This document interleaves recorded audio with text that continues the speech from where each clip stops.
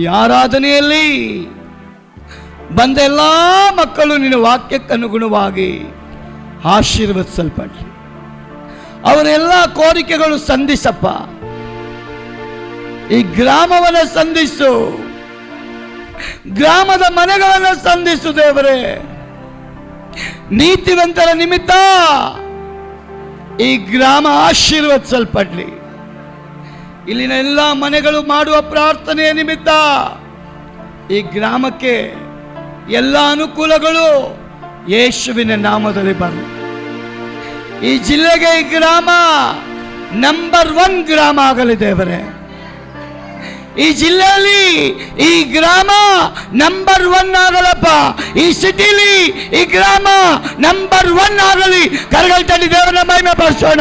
ಹಾಗೆ ದೇವರು ಮಾಡುವುದಕ್ಕಾಗಿ ಸ್ತೋತ್ರ, ಮಾಡುವುದಕ್ಕಾಗಿ ಸ್ತೋತ್ರ, ಆಶೀರ್ವದಿಸಿದಕ್ಕಾಗಿ ಸ್ತೋತ್ರ.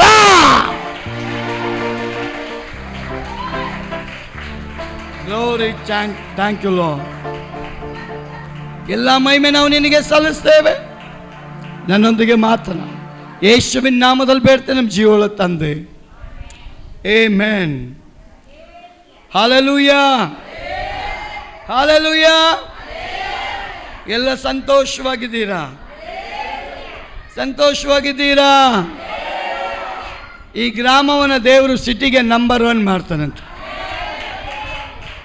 ಅಪ್ಪ ಲೇಡೀಸ್ ಮಾತ್ರ ಚಪ್ಪಾಳೆ ಹೊಡೆದು, ಜೆಂಟ್ಸ್ ಯಾರೂ ಹೊಡಿಲಿಲ್ಲ. ಈಗ ಎಲ್ಲರೂ ಸೇರಿ ಹೊಡಿಬೇಕು. ನಾನು ಹೇಳಿದ ಅರ್ಥ ಆಯ್ತಾ ನಿಮಗೆ? ನನ್ನ ಮನೇನ ಈ ಸಿಟಿಲಿ ನಂಬರ್ 1 ಮಾಡ್ತಾರೆ ಅಂತ ಹೇಳಲಿಲ್ಲ. ನೀವು ವಾಸ ಮಾಡೋ ಗ್ರಾಮನ ದೇವರು ನಂಬರ್ 1 ಮಾಡ್ತಾರೆ. ಬಿಕಾಸ್ ಕಾರಣ ನೀತಿವಂತನ ಪ್ರಾರ್ಥನೆಯ ನಿಮಿತ್ತ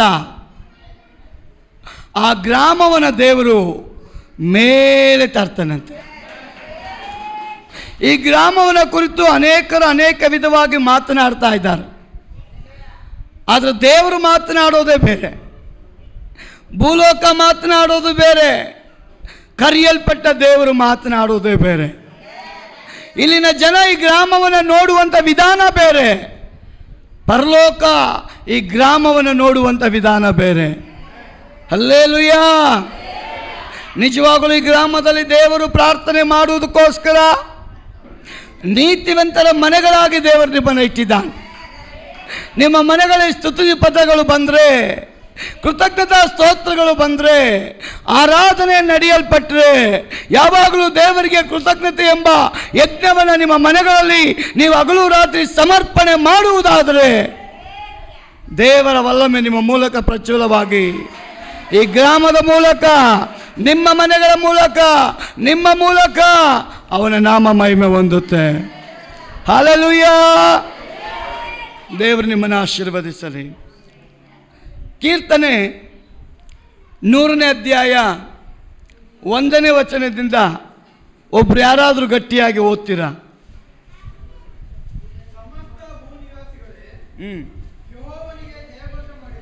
ಸಮಸ್ತ ಭೂನಿವಾಸಿಗಳೇ ಯೆಹೋವನಿಗೆ ಜಯಘೋಷವನ್ನು ಮಾಡಿರಿ, ಯೆಹೋವನನ್ನು ಸಂತೋಷದಿಂದ ಸೇವಿಸಿರಿ, ಉತ್ಸಾಹ ಧ್ವನಿ ಮಾಡುತ್ತಾ ಆತನ ಸನ್ನಿಧಿಗೆ ಬನ್ನಿರಿ. ಒಂದು ಹಲ್ಲೆಲೂಯಾ, ಒಂದು ಹಲ್ಲೆಲೂಯಾ.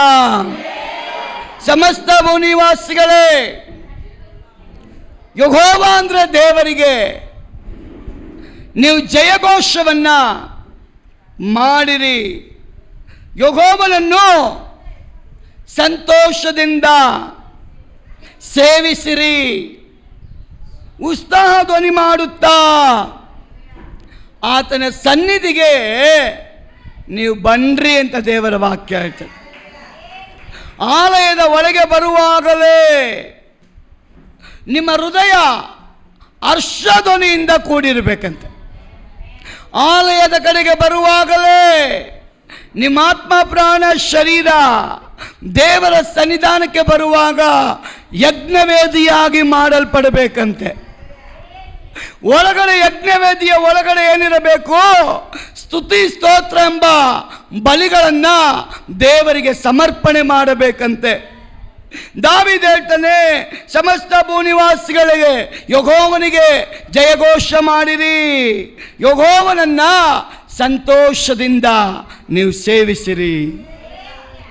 ಫಿಲಿಪ್ಪನು ಹೇಳ್ತಾನೆ 4:4 ಯಾವಾಗಲೂ ಕರ್ತನಲ್ಲಿ ನೀವು ಸಂತೋಷವುಳ್ಳವರಾಗಿರಿ. ಸಂತೋಷ ಯಾವಾಗ ಬರುತ್ತೆ ಅಂದರೆ ಕರ್ತನನ್ನ ಮನಪೂರ್ತಿಯಾಗಿ ನಾವು ಸೇವಿಸುವಾಗ, ಆರಾಧಿಸುವಾಗ, ಕೃತಜ್ಞತಾ ಸ್ತೋತ್ರಗಳನ್ನು ಸಲ್ಲಿಸುವಾಗ ವಿಶ್ವಾಸಿಯ ಜೀವಿತದಲ್ಲಿ ಸಂತೋಷ ನೆಲೆಗೊಂಡಿರುತ್ತಂತೆ.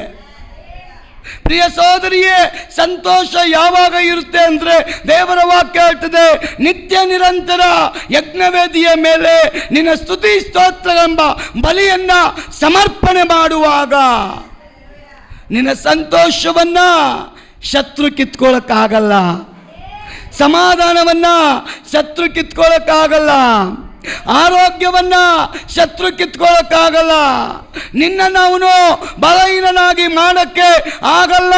ಯಾಕೆಂದ್ರೆ ನಿನ್ನ ಯಜ್ಞವೇದಿಯ ಮೇಲೆ ಸ್ತುತಿ ಸ್ತೋತ್ರ ಎಂಬ ಬಲಿ ಯಾವಾಗಲೂ ಹತ್ತಿ ಉರಿತಾ ಇರುತ್ತಲ್ಲ, ಅದರ ನಿಮಿತ್ತ ನನ್ನ ದೇವರು ನಿನ್ನನ್ನು ಮರೆತು ಹೋಗೋದೇ ಇಲ್ಲ. ನಿನ್ನ ಯಜ್ಞವೇದಿಯ ಮೇಲೆ ಸ್ತುತಿ ಸ್ತೋತ್ರ ಎಂಬ ಬಲಿಯನ್ನ ನೀನು ಸಮರ್ಪಣೆ ಮಾಡಿದೆಯಲ್ಲ, ಆ ಬಲಿ ಆತ್ಮಿಕವಾದ ಬಲಿ ದೇವರ ಸನ್ನಿಧಾನದಲ್ಲಿ ಜ್ವಾಲೆಯಾಗಿ ಉರಿತಾನೇ ಇರುತ್ತಂತೆ.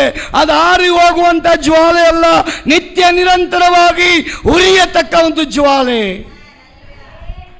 ಅದಕ್ಕೆ ದೇವರು ಹೇಳ್ತಾನೆ, ನೀತಿವಂತನ ಅತ್ಯಾಸಕ್ತಿಯುಳ್ಳ ಪ್ರಾರ್ಥನೆ ಬಹಳ ಬಲವುಳ್ಳದ್ದು. ಅದು ಸಾಧಾರಣವಾದ ಪ್ರಾರ್ಥನೆ ಅಲ್ಲ, ಬಲವುಳ್ಳ ಪ್ರಾರ್ಥನೆ. ದೇವರ ವಾಕ್ಯ ಹೇಳ್ತದೆ, ದೇವರ ಸನ್ನಿಧಾನದಲ್ಲಿ ಬರುವಾಗ ಉತ್ಸಾಹ ಧ್ವನಿಯೊಡನೆ, ಕೀರ್ತನೆಯೊಡನೆ, ಕಾಣಿಕೆಯೊಡನೆ ನಿನ್ನ ಯಜ್ಞವೇದಿಯ ಮೇಲೆ ನಿನ್ನನ್ನು ನೀನ್ ಸರ್ವಾಂಗ ಬಲಿಯಾಗಿ ದೇವರಿಗೆ ಸಮರ್ಪಣೆ ಮಾಡಬೇಕಂತ. ಪ್ರಿಯ ಸಹೋದರ ಸಹೋದರಿ, ಸರ್ವಾಂಗ ಬಲಿಯಾಗಿ ನಮ್ಮನ್ನ ಅರ್ಪಣೆ ಮಾಡಬೇಕು ಅಂತ ದೇವರು ಬಯಸ್ತಾನೆ. ಯಾಕೆಂದ್ರೆ ದೇವರು ನಮ್ಮನ್ನು ಕರೆಯಲ್ಪಟ್ಟ ನಿಮಿತ್ತ ದೇವರ ರಾಜ್ಯದಲ್ಲಿ ಅಂದ್ರೆ ಪರಲೋಕದಲ್ಲಿ ದೇವಾದಿ ದೇವನಿಗೆ ಹಗಲು ರಾತ್ರಿ ಸ್ತುತಿ ಆರಾಧನೆ ಮಾತ್ರ ಇದೆ. ಅಲ್ಲಿ ಇವತ್ತು ದೇವರನ್ನ ಯಾಕೆ ಕೊಂಡಾಡ್ತಾ ಇದ್ದಾರೆ ಅಂದ್ರೆ, ಯಾವುದಕ್ಕಾಗಿ ಕೊಂಡಾಡ್ತಾ ಇದ್ದಾರೆ ಅಂದ್ರೆ, ಭೂಲೋಕದಲ್ಲಿ ಒಬ್ಬ ಪಾಪಿ ಯೇಸುವಿನ ಕಡೆಗೆ ತಿರುಗಿಕೊಳ್ಳುವಾಗ, ರಕ್ಷಣೆ ಹೊಂದುವಾಗ, ಅವನ ಹೃದಯ ಮಾರ್ಪಡುವಾಗ, ತಪ್ಪಾದ ಜೀವಿತವನ್ನು ಬಿಟ್ಟು ತನ್ನನ್ನು ಯೇಸುವಿನ ಮಗನಾಗಿ ಮಗಳಾಗಿ ಸ್ವೀಕಾರ ಮಾಡಿಕೊಳ್ಳುವಾಗ, ಪರಲೋಕದಲ್ಲಿ ರಕ್ಷಣೆ ಕೊಟ್ಟ ಯೇಸುವನ್ನ ಘನಪಡಿಸುವಂತ ದೂತರು ಹಲ್ಲೆಲೂಯಾ ಸ್ತೋತ್ರ, ಹಲ್ಲೆಲೂಯಾ ಸ್ತೋತ್ರ, ಮಹಿಮೆ ದೇವರಿಗೆ, ಘನತೆ ದೇವರಿಗೆ, ಸ್ತುತಿ ಆರಾಧನೆ ದೇವರಿಗೆ ಅಂತ ದೇವಾದಿ ದೇವನನ್ನ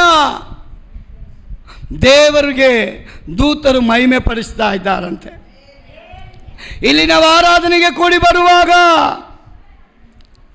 ಸಮಸ್ತ ಭೂನಿವಾಸಿಗಳು ದೇವಾದಿ ದೇವನನ್ನು ಘನಪಡಿಸುವುದರ ಮೂಲಕವಾಗಿ ಪರಲೋಕದಲ್ಲಿ ಸಂತೋಷ, ಭೂಲೋಕದಲ್ಲೂ ಸಂತೋಷ. ಪರಲೋಕದಲ್ಲಿ ಸಂತೋಷ ಯಾಕೆ ಪಡ್ತಾ ಇದ್ದಾರೆ ಅಂದ್ರೆ, ಭೂಲೋಕದಲ್ಲಿ ದೇವಜನ ಒಂದಾಗಿ ಒಮ್ಮನಸ್ಸಿನಿಂದ ಆರಾಧನೆ ಮಾಡುವಾಗ ಪರಲೋಕದಲ್ಲಿ ಸಂತೋಷ.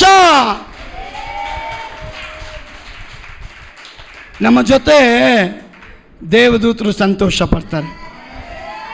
ನಮ್ಮ ಜೊತೆ ಏಂಜಲ್ ಸಂತೋಷ ಪಡ್ತಾರೆ, ನಮ್ಮ ರಕ್ಷಕನು ಸಂತೋಷ ಪಡ್ತಾನೆ. ಒಂದು ಗುಂಪು ನನ್ನ ರಾಜ್ಯದಲ್ಲಿ, ನನ್ನ ವಿಷಯದಲ್ಲಿ, ನನ್ನ ಕಾರ್ಯಗಳ ನಿಮಿತ್ತ ತಮ್ಮನ್ನು ಸಮರ್ಪಣೆ ಮಾಡಿಕೊಂಡು ಯಜ್ಞವನ್ನು ಸಮರ್ಪಣೆ ಮಾಡಿ ದೇವಾದಿ ದೇವನನ್ನ ಘನಪಡಿಸ್ತಾ ಇದ್ದಾರಲ್ಲ, ಅದರ ನಿಮಿತ್ತ ದೇವರು ಸಂತೋಷವುಳ್ಳವನಾಗಿದ್ದಾನೆ. ಅದಕ್ಕೆ ದಾವೀದ್ ಹೇಳ್ತಾನೆ, ಸಮಸ್ತ ಭೂನಿವಾಸಿಗಳೇ, ಯೆಹೋವ ಅಂದರೆ ದೇವರು, ಅವನನ್ನು ನೀವೇನು ಮಾಡ್ರಿ? ಸ್ತುತಿಸ್ರಿ, ಘನಪಡಿಸ್ರಿ, ಮಹಿಮೆ ಪಡಿಸ್ರಿ, ಆಡ್ರಿ, ಹೊಗಳ್ರಿ. ಯಾವಾಗಲೂ ನಿಮ್ಮ ಆತ್ಮ ಅವನನ್ನು ಕುರಿತು ಘನಪಡಿಸಲಿ, ಮಹಿಮೆ ಪಡಿಸಲಿ. ಹಗಲು ರಾತ್ರಿ ಅನ್ನದೇ ದೇವರಿಗೆ ಸ್ತೋತ್ರ, ದೇವರಿಗೆ ಸ್ತೋತ್ರ, ದೇವರಿಗೆ ಸ್ತೋತ್ರ. ಮನೆ ಒಳಗಡೆ, ಕೆಲಸದಲ್ಲಿ, ಆಲಯದಲ್ಲಿ, ಪ್ರಯಾಣದಲ್ಲಿ, ಎಂಥ ಸಂದರ್ಭದಲ್ಲೂ ಒಳಗಿನ ಮನುಷ್ಯ ದೇವಾದಿ ದೇವನನ್ನು ಘನಪಡಿಸಿದ್ರೆ ಅದರ ಮಹಿಮೆ ದೇವರು ನಿನ್ನ ಮೂಲಕ ತೋರಿಸ್ತಾನಂತ. ಹಲ್ಲೆಲೂಯಾ. ಅದಕ್ಕೆ ದೇವರ ವಾಕ್ಯ ಹೇಳ್ತದೆ, 3ನೇ ವಚನ, ಯೆಹೋವನು ದೇವರೆಂದು. ಒಂದು ಹಲ್ಲೆಲೂಯಾ ಹೇಳ್ರಿ. ನೀವು ಆರಾಧನೆ ಮಾಡುವಂಥ ರಕ್ಷಕನಾಗಿರುವಂಥ ಯೇಸುವನ್ನ ಯಾರೆಲ್ಲ ಸತ್ಯ ದೇವರು, ನಿಜವುಳ್ಳ ದೇವರು, ಆತ್ಮ ಸ್ವರೂಪನು, ನಮ್ಮ ರಕ್ಷಕನು ಅಂತ ತಿಳಿದುಕೊಳ್ತಾರೋ ಅವರಿಗೆ ಆವಾಗಲೇ ರಕ್ಷಣೆ, ಆವಾಗಲೇ ಬಿಡುಗಡೆ, ಆವಾಗಲೇ ವಿಮೋಚನೆ, ಆವಾಗಲೇ ನಿತ್ಯ ಜೀವಕ್ಕೆ ಬಾಧ್ಯಸ್ಥರಂತೆ. ಅದಕ್ಕೆ ಭಕ್ತನೇ ಹೇಳ್ತಾನೆ, ನಿಮ್ಮ ಯೆಹೋವನು ದೇವರೆಂದು ತಿಳಿದುಕೊಳ್ಳ್ರಿ, ನಮ್ಮನ್ನ ಉಂಟು ಮಾಡಿದವನು. ಆಮೇಲೆ ಹೇಳ್ರಿ, ಆಮೇಲೆ ಹೇಳ್ರಿ. ನಮ್ಮನ್ನು ಉಂಟು ಮಾಡಿದ್ಯಾರ್ರಿ? ನಮ್ಮನ್ನು ಉಂಟು ಮಾಡಿದ್ಯಾರ್ರಿ? ನಮ್ಮನ್ನು ಉಂಟು ಮಾಡಿದ್ದು ನಮ್ಮ ರಕ್ಷಕನಾಗಿರುವಂಥ ಯೇಸು. ಪ್ರಿಯ ಸಹೋದರಿ, ನಮ್ಮನ್ನು ಉಂಟು ಮಾಡಿದವನು ಆತನೇ, ನಾವು ಆತನವರು. ಹಲ್ಲೆಲೂಯಾ. ನಾವು ಯಾರಿನವರಂತೆ? ನಾವ್ಯಾರು? ನಾವು ದೇವರ ಮಕ್ಕಳು, ದೇವರು ಆರಿಸಲ್ಪಟ್ಟವರು, ದೇವರು ಆಯ್ಕೆ ಮಾಡಲ್ಪಟ್ಟವರು, ಪರಲೋಕ ರಾಜ್ಯಕ್ಕೆ ಬಾಧ್ಯಸ್ಥನಾಗಿ ಮಾಡಲ್ಪಟ್ಟವರು. ಭಕ್ತನಾದ ದಾವೀದ ಹೇಳ್ತಾನೆ, ನಾವು ಸಾಧಾರಣ ಜನ ಅಲ್ಲ, ದೇವರಿಂದ ಆರಿಸಲ್ಪಟ್ಟವರು, ಮನುಷ್ಯರಿಂದ ಆರಿಸಲ್ಪಟ್ಟವರಲ್ಲ, ಪರಲೋಕ ಭೂಲೋಕ ಉಂಟು ಮಾಡಲ್ಪಟ್ಟ ದೇವಾದಿ ದೇವನ ಮಕ್ಕಳು, ಆತನವರು. ಆಮೆನ್. ಅದಕ್ಕೆ ಅವನು ಹೇಳ್ತಾನೆ, ಆತನ ಪ್ರಜೆಯು ಆತನು ಪಾಲಿಸುವ ಹಿಂಡು.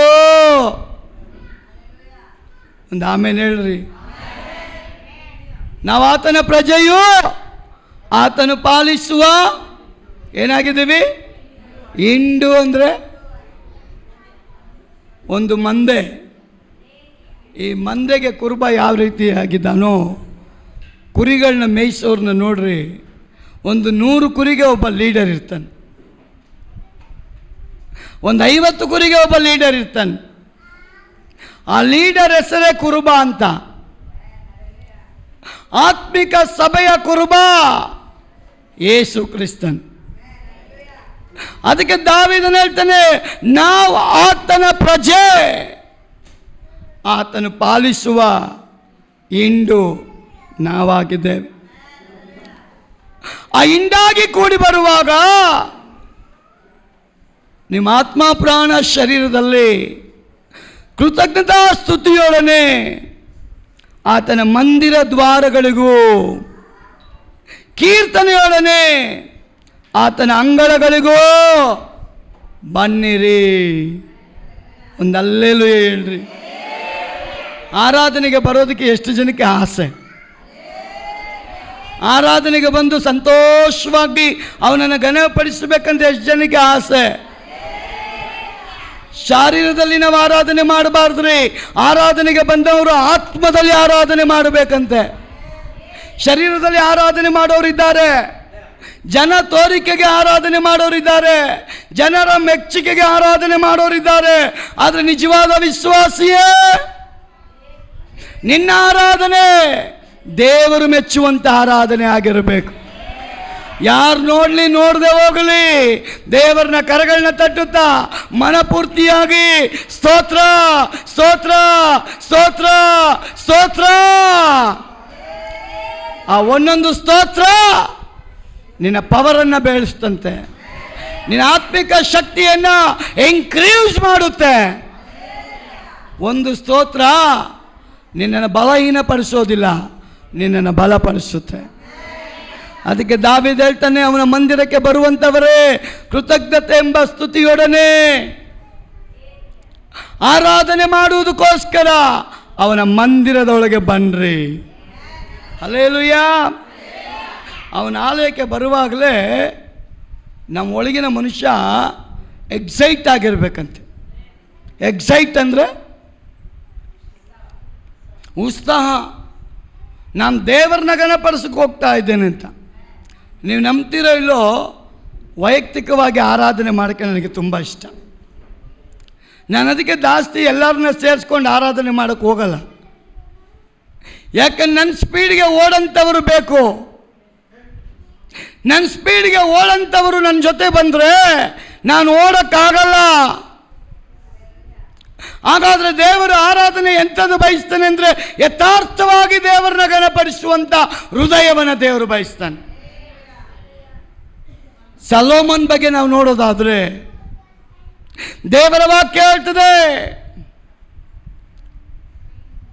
ದೇವರಿಗೆ ಅವನು ಯಜ್ಞಗಳನ್ನು ಸಮರ್ಪಣೆ ಮಾಡ್ತಾ ಇದ್ದಾನೆ.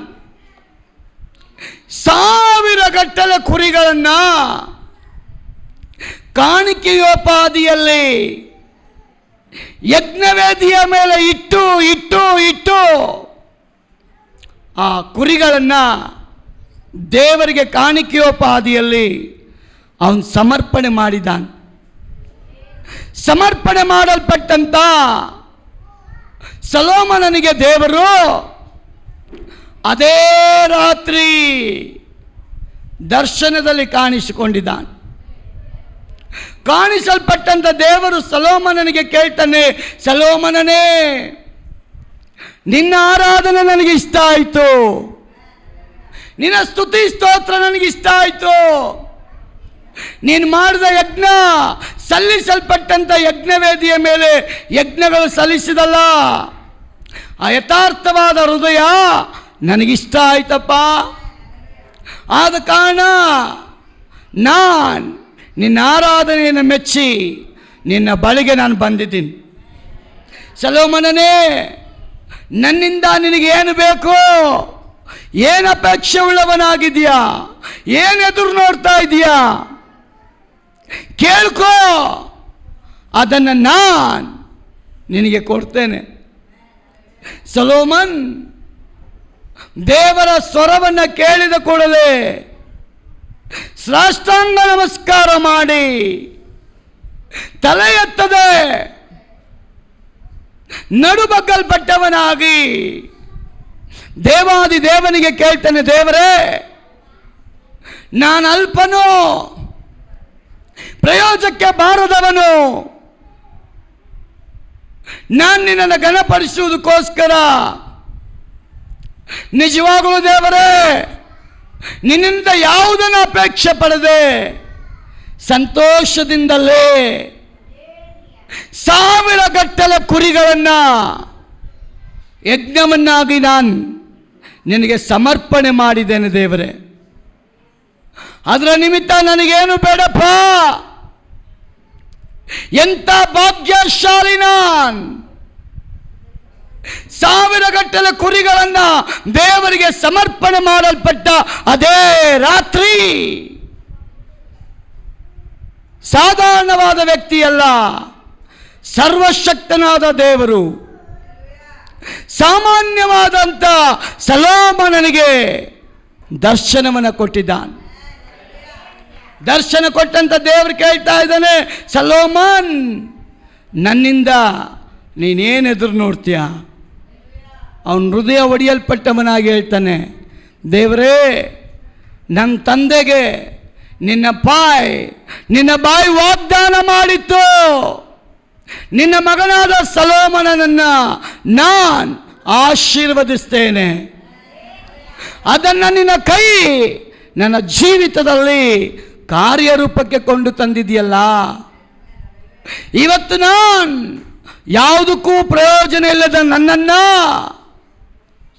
ಈ ಜನಾಂಗದವರಿಗೆ ಅರಸನನ್ನಾಗಿ, ರಾಜನನ್ನಾಗಿ ಮಾಡಿದೆಯಲ್ಲಪ್ಪ.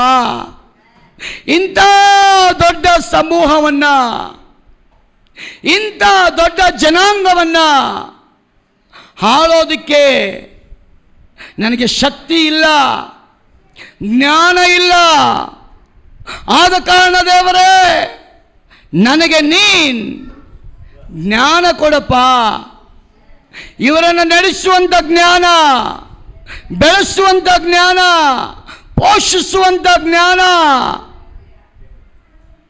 ಈ ಕೃಪೆ ಕೊಟ್ಟಂಥ ದೇವರೇ, ನನಗೆ ನೀನು ಜ್ಞಾನ ಕೊಡುವಂಥ ಸೊಲೊಮೋನ್ ದೇವಾದಿ ದೇವನ ಬಳಿಯಲ್ಲಿ ಜ್ಞಾನವನ್ನು ಕೇಳಿಕೊಂಡದ್ದು ದೇವರಿಗೆ ಇಷ್ಟ ಆಗೋಯ್ತು. ಸತ್ಯವೇದ ಹೇಳ್ತದೆ, ಯಾವಾಗಲೂ ದೇವರು ಮೆಚ್ಚುವಂಥ ಕಾರ್ಯವನ್ನು ನಾವು ಮಾಡುವಾಗ ನಾವು ಕೇಳೋದಕ್ಕಿಂತ ಮೇಲಾದದನ್ನು ನಮ್ಮ ದೇವರು ಕೊಡಲಿಕ್ಕೆ ಶಕ್ತನಾಗಿದ್ದಾನೆ. ದೇವರು ಮೆಚ್ಚುವಂಥ ಕೆಲಸ ನಾನು ಮತ್ತು ನೀವು ಮಾಡೋದಾದರೆ ಕೇಳೋದಕ್ಕಿಂತ ಉತ್ತಮವಾದದನ್ನು, ದಿ ಬೆಸ್ಟ್ ವರ್ಕನ್ನು ನನ್ನ ದೇವರು ನಮ್ಮ ಜೀವಿತದಲ್ಲಿ ಅವನು ಮಾಡ್ತಾನೆ. ಸೊಲೊಮೋನನ ಪ್ರಾರ್ಥನೆ ಜ್ಞಾನ ಬೇಕು ಅಂತ. ಜ್ಞಾನ ಕೇಳಲ್ಪಟ್ಟ ನಿಮಿತ್ತವಾಗಿ ದೇವರು ಹೇಳ್ತಾನೆ, ಸೊಲೊಮೋನ್, ನೀನು ಐಶ್ವರ್ಯ ಕೇಳಲಿಲ್ಲ, ಬಲವನ್ನು ಕೇಳಲಿಲ್ಲ, ಸೌಂದರ್ಯವನ್ನು ಕೇಳಲಿಲ್ಲ, ಅಂತಸ್ತನ್ನು ಕೇಳಲಿಲ್ಲ, ಭೂಮಿಯನ್ನು ಕೇಳಲಿಲ್ಲ, ಬಂಗಾರವನ್ನು ಕೇಳಲಿಲ್ಲ, ಲೋಕ ಅಪೇಕ್ಷೆ ಪಡುವಂಥ ಕಾರ್ಯಗಳನ್ನು ನೀನು ಕೇಳದೆ, ನನ್ನಿಂದ ಯಾವ ಲಾಭವನ್ನು ಎದುರು ನೋಡದೆ, ಎಷ್ಟೋ ಸಾವಿರ ಬಲಿಯನ್ನು ದೇವರಿಗೆ ಸಮರ್ಪಣೆ ಮಾಡ್ದಲ್ಲ, ಅದರ ನಿಮಿತ್ತವಾಗಿ ನಾನು ನಿನಗೊಂದು ವಾಗ್ದಾನ ಮಾಡ್ತೇನೆ. ಇವಾಗಲಿಂದಲೇ ನಿನಗೆ ವಿಶೇಷವಾದ ಜ್ಞಾನ ನಾನು ಕೊಡ್ತೇನೆ. ಅಂಥ ಜ್ಞಾನ ಹಿಂದೆಯೂ ಮುಂದೆಯೂ ಯಾರಿಗೂ ಇರೋದಿಲ್ಲ ಸೊಲೊಮೋನನೇ.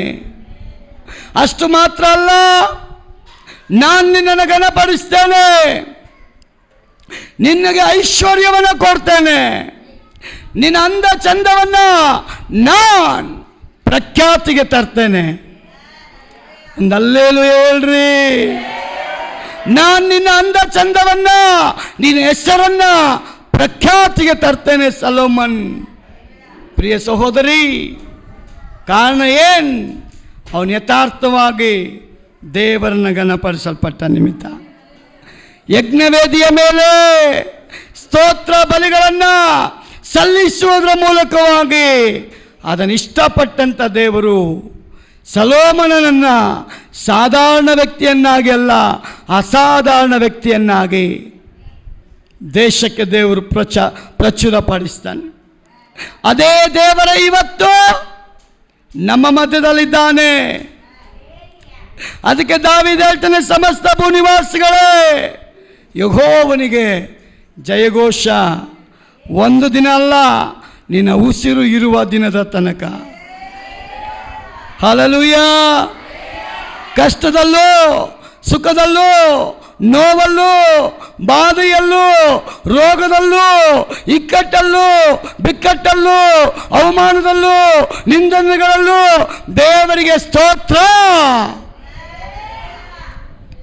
ಎಡಬಿಡದೆ ನೀನು ಮಾಡಿದ್ದೆ ಆದರೆ ಸದಾಕಾಲ ನನ್ನ ದೇವರು ನಿಮ್ಮನ್ನು ಬಿಡೋದೇ ಇಲ್ಲ. ನನ್ನ ದೇವರು ನಿಮ್ಮನ್ನು ಬಿಡೋದೇ ಇಲ್ಲ. ಅವನ ಕೈ ಯಾವಾಗಲೂ ನಿಮ್ಮ ಜೊತೆ ಹಿಡ್ಕೊಂಡೇ ಇರ್ತದೆ. ನಿನ್ನನ್ನು ಎಲ್ಲ ಕಾಲದಲ್ಲೂ ದೇವರು ಕೈ ಬಿಡಲ್ಲ. ಸದಾ ಕಾಲ ನಿನ್ನ ಕೈಯನ್ನು ಹಿಡಿದು ನಡೆಸುವ ದೇವರೇ ಯೆಹೋವ ಈರೇ. ಅಬ್ರಾಮನನ್ನು ನಡೆಸಿದ ದೇವರು, ಇಸಾಕನನ್ನು ನಡೆಸಲ್ಪಟ್ಟ ದೇವರು, ಯಾಕೋಬನನ್ನು ನಡೆಸಲ್ಪಟ್ಟ ದೇವರು ಇವತ್ತಿಗೂ ಜೀವಂತವಾಗಿದ್ದಾನೆ. ಅವನು ನಿನ್ನನ್ನು ನನ್ನನ್ನು ನಡೆಸೋದಕ್ಕೆ ಶಕ್ತನಾಗಿದ್ದಾನೆ. ಒಂದು ಆಮೇನ್ ಹೇಳ್ರಿ, ಒಂದು ಆಮೇನ್ ಹೇಳ್ರಿ. ಹಲ್ಲೆಲೂಯಾ. ಯಾಕಂತ ದೇವರು ವಾಗ್ದಾನ ಮಾಡಿದ್ದಾನೆ. ವಾಗ್ದಾನ ಮಾಡಿದ ದೇವರು ನಂಬೇಗಸ್ತ. ಆಮೆನ್. ನಿಮ್ಮ ಯಜ್ಞವೇದಿಯ ಮೇಲೆ ಏನಿರಬೇಕು? ಯಜ್ಞವೇದಿ ಮೇಲೆ ಏನಿರಬೇಕು? ಸ್ತೋತ್ರ ಬಲಿಗಳು ಸದಾ ಕಾಲಕ್ಕೆ. ನಿಮ್ಮ ಆತ್ಮಕ್ಕೆ ನೀವು ಸ್ತೋತ್ರ ಬಲಿನ ಕಲಿಸ್ಕೊಡ್ರಿ. ಅದು ಮಲಗಿದ್ದಾಗ ಹೇಳ್ತಾ ಇರ್ತದೆ, ಕೆಲಸಕ್ಕೆ ಹೋದಾಗ ಹೇಳ್ತಾ ಇರ್ತದೆ, ಏನೇ ಪರಿಸ್ಥಿತಿಯಲ್ಲಿದ್ದರೂ ಒಳಗಿನ ಮನುಷ್ಯ ದೇವರಿಗೆ ಸ್ತೋತ್ರ ಮಾಡ್ತಾ ಇರ್ತಾರೆ. ಹಲ್ಲೆಲೂಯಾ. ಅದಕ್ಕೆ ದಾವೀದ ಹೇಳ್ತಾನೆ, ನನ್ನ ಮನವೇ, ನನ್ನ ಮನವೇ, ಜೋರಾಗಿ ಹೇಳ್ರಿ, ನನ್ನ ಮನವೇ, ನನ್ನ ಮನವೇ ಯೆಹೋವನನ್ನ, ಯೆಹೋವನನ್ನ, ಯೆಹೋವನನ್ನ. ಹಲ್ಲೆಲೂಯಾ. ಈಗ ಆರಾಧನೆ ಮಾಡೋಕ್ಕೆ ನಮಗೆ ಸಂತೋಷ ಇದೆಯಾ? ಹಾಡು ಹೇಳಿ ಹೋಗೋದಲ್ರಿ. ನಮ್ಮ ಹೃದಯ ಕರ್ತನನ್ನು ನೆನೆಸ್ಕೊಂಡಾಗೆಲ್ಲ ಹರ್ಷಧ್ವನಿಯಿಂದ ಘನಪಡಿಸಬೇಕು. ಆಮೆನ್. ಆದ ಕಾರಣ ದೇವರ ವಾಕ್ಯ ಹೇಳ್ತದೆ, ಸೊಲೊಮನ್ 1000ಗಟ್ಟಲೆ ಕುರಿಗಳನ್ನು ದೇವರಿಗೆ ಯಜ್ಞವನ್ನಾಗಿ ಸಮರ್ಪಣೆ ಮಾಡಿ ಅದೇ ರಾತ್ರಿ ದೇವರು ದರ್ಶನ ಕೊಟ್ಟುಬಿಟ್ಟ. ಎಂಥ ಒಳ್ಳೆ ದೇವರು ನೋಡ್ರಿ. ದರ್ಶನ ಕಂಡಂಥ ಸೊಲೊಮನ್ ಒಂದು ಕಾಲ ತನ್ನ ಮನಸ್ಸನ್ನು ಬದಲಾವಣೆ ಮಾಡಿಕೊಂಡ ನಿಮಿತ್ತವಾಗಿ ಅಂಥ ಪರಿಶುದ್ಧವಾದ ದೇವರನ್ನು ಅನ್ಯಾಯವಾಗಿ ಕಳೆದುಕೊಳ್ತಾನೆ. ಪ್ರಿಯ ದೇವ ಜನರೇ, ಸತ್ಯವೇದ ಹೇಳ್ತದೆ, ಯಾಕೋಬ್ ತನ್ನ ತಾಯಿಯ ಮಾತನ್ನು ಕೇಳಲ್ಪಟ್ಟ ನಿಮಿತ್ತ ತನ್ನ ಅಣ್ಣನಿಗೆ ಬರಬೇಕಾದಂಥ ಆಶೀರ್ವಾದವನ್ನ ಮೋಸದ ರೀತಿಯಲ್ಲಿ, ವಂಚನೆಯ ರೀತಿಯಲ್ಲಿ, ದೇವರಿಗೆ ಇಷ್ಟ ಇಲ್ಲದ ರೀತಿಯಲ್ಲಿ ಪಡೆದುಕೊಂಡ ನಿಮಿತ್ತ ಒಂದೇ ಒಂದು ಆಸೆ, ನಮ್ಮನ್ನು ದೇವರಿಂದ ದೂರ ಮಾಡಬಹುದು, ದೇವರ ರಾಜ್ಯದಿಂದ ದೂರ ಮಾಡಬಹುದು, ದೇವರ ಅಭಿಷೇಕದಿಂದ ದೂರ ಮಾಡಬಹುದು, ದೇವರ ಅನ್ಯೂನ್ಯತೆಯಿಂದ ದೂರ ಮಾಡಬಹುದು, ದೇವರ ಕಾರ್ಯಗಳಿಂದ ನಮ್ಮನ್ನ ದೂರ ಮಾಡಬಹುದು. ಒಂದೇ ಆಸೆ, ಆಸೆ ಬಸುರಾಗಿ ಅಂದರೆ ಗರ್ಭಧರಿಸಿ ಪಾಪವನ್ನು ಅಡಿಯುತ್ತಂತೆ. ಲೋಕದ ಆಸೆ ದೇವರಿಂದ ದೂರ ಮಾಡುತ್ತೆ. ದೇವರ ರಾಜ್ಯದ ಆತ್ಮಿಕ ರೀತಿಯ ಆಸೆ ದೇವರ ಬಳಿಗೆ ಅಧಿಕವಾಗಿ ನಿಮ್ಮನ್ನು ಕೊಂಡು ತರ್ತದೆ. ಯಾವ ಆಸೆ ನಮ್ಮಲ್ಲಿ ಹುಟ್ಟಬೇಕು ಅಂತ ಪೌಲು ಕೇಳ್ತಾನೆ. ಯಾವ ಆಸೆ ನಿನ್ನಲ್ಲಿರಬೇಕು? ಲೌಕಿಕವಾಗಿ ಸಂಬಂಧಪಟ್ಟ ಆಸೆ ನಿನ್ನಲ್ಲಿ ಹುಟ್ಟಬೇಕಾ? ದೇವರ ರಾಜ್ಯದ ಆಸೆ ನಮ್ಮಲ್ಲಿ ಹುಟ್ಟಬೇಕಾ? ಯಾಕೋಬ್ ಅಂದ್ರೆ ವಂಚಕ. ವಂಚಕ ಅಂತ ಹೆಸರು ಹೊಂದಿದಂತ ಯಾಕೋಬನು ತಾಯಿಯ ಮಾತನ್ನ ಕೇಳ್ತಾನೆ. ತಾಯಿ ಹೇಳ್ತಾಳೆ, ಮಗನೇ, ನಿನ್ನಪ್ಪ ಏಸಾವನನ್ನ ಇವತ್ತು ಆಶೀರ್ವಾದ ಮಾಡಕ್ಕೆ ಸಿದ್ಧನಾಗಿದ್ದಾನೆ. ಆದ ಕಾರಣ ನನ್ನ ಆಸೆ, ಆ ಅಪ್ಪ ಕೊಡುವಂತ ಆಸೆ ಏಸಾವನ ಮೇಲೆ ಬರಬಾರ್ದು, ಯಾಕೋಬನ ಮೇಲೆ ಬರಬೇಕು. ಆದ ಕಾರಣ ನನ್ನ ಮಾತನ್ನ ಕೇಳಪ್ಪ. ಜ್ಞಾನೋಕ್ತಿ 1:33 ದೇವರ ವಾಕ್ಯ ಹೇಳ್ತದೆ, ನನ್ನ ಮಾತನ್ನು ಕೇಳುವವನು, ನನ್ನ ಮಾತಿಗೆ ಕಿವಿಗೊಡುವವನು, ಯಾವ ಮಾತಿಗೂ ಭಯಪಡದೆ, ಯಾವ ಕೇಡಿಗೂ ಭಯಪಡದೆ ಅಂಥವನು ಸುರಕ್ಷಿತನಾಗಿ. ಆಮೆನ್. ಯಾಕೋಬ್ ತಾಯಿಯ ಮಾತು ಕೇಳಿ ತಂದೆ ಏಸಾವನಿಗೆ ಹೇಳ್ತಾನೆ, ಒಂದೊಳ್ಳೆ ಮಟನ್ ಸಾರ್, ನಾನ್ ವೆಜ್ ಮಾಡಿಕೊಂಡು ನೀನು ಬಾ, ಅದನ್ನು ತಿಂದು ನಾನು ತೃಪ್ತಿಗೊಳ್ತೇನೆ, ನನಗದು ಇಷ್ಟ ಆಗಬೇಕು ಅಂತ ಒಂದು ಒಳ್ಳೆ ಅಡಿಗೆ ನೀನು ಮಾಡಿಕೊಂಡು ನನ್ನ ಬಳಿಗೆ ಬಾ. ಅದರರ್ಥ ನೀನು ಕೊಡುವಂಥ ಒಂದು ಸುಗಂಧ ವಾಸನೆ ಎಂಬ ಕಾಣಿಕೆ ನನಗೆ ಮೆಚ್ಚುಗೆ ಆಗಬೇಕು. ಆಗ ನಾನು ನಿನ್ನನ್ನು ಆಶೀರ್ವದಿಸ್ತೇನೆ. ಆ ಆಶೀರ್ವಾದ ನಿನ್ನ ಮೇಲ್ ಸದಾಕಾಲ ಇರ್ತದೆ. ಪ್ರಿಯ ಸಹೋದರಿ, ಇದನ್ನು ಕೇಳಿಸಿಕೊಂಡಂಥ ತಾಯಿ ಹೆಂಡತಿ ಯಾಕೋಬನಿಗೆ ವಂಚನೆ ಮಾಡಲಿಕ್ಕೆ ಹೇಳ್ಕೊಡ್ತಾಳೆ. ತಾಯಿಯ ಮಾತನ್ನು ಕೇಳಿ ತಂದೆಯ ಬಳಿಗೆ ಏಸಾವನ ರೂಪದಲ್ಲಿ ಹೋಗಿ ಒಂದೊಳ್ಳೆ ಅಡಿಗೆಯನ್ನು ಮಾಡಿಕೊಂಡು ತಂದೆನ ತೃಪ್ತಿಪಡಿಸಿ ಮೋಸವಾಗಿ ಆಶೀರ್ವಾದವನ್ನು ಹೊಂದಿಕೊಂಡು ಬಂದುಬಿಟ್ಟಿದ್ದಾನೆ. ಮೋಸವಾಗಿ ಬರುವಂಥ ಆಶೀರ್ವಾದ ನಿಮಗೆ ಸಮಾಧಾನ ತರಲ್ಲ, ಸಂತೋಷ ತರಲ್ಲ, ನೆಮ್ಮದಿ ತರಲ್ಲ, ತೃಪ್ತಿ ತರಲ್ಲ. ನಿಮ್ಮನ್ನದು ಕಾಣುತ್ತೆ, ನಿಮ್ಮನ್ನದು ಚುಚ್ಚುತ್ತೆ, ನಿಮಗೆ ನೆಮ್ಮದಿಯಾಗಿ ನಿದ್ರೆ ಮಾಡೋಕ್ಕೆ ಬಿಡಲ್ಲ, ಸಮಾಧಾನವಾಗಿರೋಕ್ಕೆ ಬಿಡಲ್ಲ. ಅದು ಚುಚ್ಚಿ ಚುಚ್ಚಿ ಚುಚ್ಚಿ ನಿನ್ನನ್ನು ದಿನ ದಿನ ದಿನ ಕೊಲ್ಲುತ್ತೆ. ಪ್ರಿಯ ಸಹೋದರಿಯೇ, ಲೋಕದ ಆಸೆ ನಮಗೆ ಮರಣವನ್ನು ಕೊಂಡು ತರ್ತದಂತೆ. ದೇವರಿಗೆ ಆಸೆ ಪಡುವವನು ನಿತ್ಯ ಜೀವವನ್ನು ಕೊಂಡು ತರ್ತಾನೆ. ಯಾಕೋಬ್ ತನ್ನ ತಪ್ಪನ್ನು ಅರಿತುಕೊಂಡ ನಿಮಿತ್ತವಾಗಿ ದೇವರ ವಾಕ್ಯ ಹೇಳ್ತದೆ, ದೇವರಿಂದ ಆಶೀರ್ವಾದಕ್ಕೆ ಪಾತ್ರನಾದ ಯಾಕೋಬನು ಒಂದು ಪ್ರಾರ್ಥನೆ ಮಾಡ್ತಾನೆ, ನೀನ್ ನನ್ನನ್ನು ಆಶೀರ್ವಾದ ಮಾಡದ ಹೊರತು ನಾನು ನಿನ್ನನ್ನು ಬಿಡಲ್ಲ. ಒಂದು ಆಮೇಲೆ ಹೇಳ್ರಿ. ಎಷ್ಟು ಜನ ನಿಮ್ಮ ಪ್ರಾರ್ಥನೆಗಳಿಗೆ ಉತ್ತರ ಸಿಗೋವರೆಗೂ ನಾನು ದೇವರನ್ನ ಬಿಡಲ್ಲ ಅಂತ ಇಷ್ಟಪಡ್ತೀರಾ? ಅದೆಷ್ಟೇ ವರ್ಷ ಆಗಲಿ ನಿಮ್ಮ ನಿರೀಕ್ಷೆ ಕಡಿಮೆ ಆಗಬಾರ್ದು, ನಿಮ್ಮ ನಂಬಿಕೆ ಕಡಿಮೆ ಆಗಬಾರ್ದು, ನಿಮ್ಮ ವಿಶ್ವಾಸ ಕಡಿಮೆ ಆಗಬಾರ್ದು. ಹಲ್ಲೆಲೂಯ. ಅದಕ್ಕೆ ಯೇಸು ಸ್ವಾಮಿ ಕಲಿಸ್ಕೊಟ್ಟಿದ್ದು ಒಂದೇ ಪ್ರಾರ್ಥನೆ. ಯಾವ ಥರ ಪ್ರಾರ್ಥನೆ? ಬೇಸರಗೊಳ್ಳಬಾರ್ದು, ಕುಗ್ಗೋಗ್ಬಾರ್ದು, ಸೋತೋಗ್ಬಾರ್ದು, ನಿರಾಶೆ ಆಗಬಾರ್ದು. ಎಂಥ ಪರಿಸ್ಥಿತಿಯಲ್ಲೂ ಪ್ರಾರ್ಥನೆ ಮಾಡೋದನ್ನು ನೀನು ಬಿಡಬೇಡ. ಪ್ರಾರ್ಥನೆ ಒಂದಲ್ಲ ಒಂದು ದಿನ ನಿನಗೆ ಜಯವನ್ನು ಕೊಂಡು ತರ್ತಾರೆ. ಹಲ್ಲೆಲೂಯ. ಇನ್ನೊಂದು ಸೀಕ್ರೆಟ್ ಏನಂದರೆ, ಪ್ರಾರ್ಥನೆ ಮಾಡಿದ ಮೇಲೆ ಗುಣಗಬಾರ್ದು. ಗುಣಗೋದು ಅಂದರೆ, ಬ್ರದರ್ 10 ವರ್ಷದಿಂದ ಮಾಡ್ತಾಯಿದ್ದೀನಿ ಬ್ರದರ್, ಇನ್ನೂ ಆಗಲಿಲ್ಲ ಬ್ರದರ್, ಆಗುತ್ತಾ? ಆಗಲ್ಲ ಬಿಡಿ ಬ್ರದರ್. ಈ ರೋಗಕ್ಕೆ 3 ವರ್ಷದಿಂದ ಪ್ರೇಯರ್ ಮಾಡ್ತಾಯಿದ್ದೀನಿ ಬ್ರದರ್, ದೇವ್ರು ಇನ್ನೂ ಬಿಡುಗಡೆ ಕೊಟ್ಟಿಲ್ಲ ಬ್ರದರ್. ಈ ಕಾಲಿಲ್ದಿರೋನಿಗೆ ಕಾಲೇ ಬಂದಿಲ್ಲ ಬ್ರದರ್. ಈ ಗಡ್ಡೆ ವಾಸನೆ ಆಗಿಲ್ಲ ಬ್ರದರ್. ನನ್ನ ಹೆಂಡತಿಗೆ ತಲೆನೋವು 2 ವರ್ಷದಿಂದ ಬರ್ತಾ ಇದೆ ಬ್ರದರ್, ಹೋಯ್ತಾನೇ ಇಲ್ಲ ಬ್ರದರ್. ಈ ಚರ್ಚಲ್ಲಿ ಪವರ್ ಇಲ್ಲ ಅಂತ ಇನ್ನೊಂದು ಚರ್ಚಿಗೆ ಕರ್ಕೊಂಡೋದೆ ಬ್ರದರ್.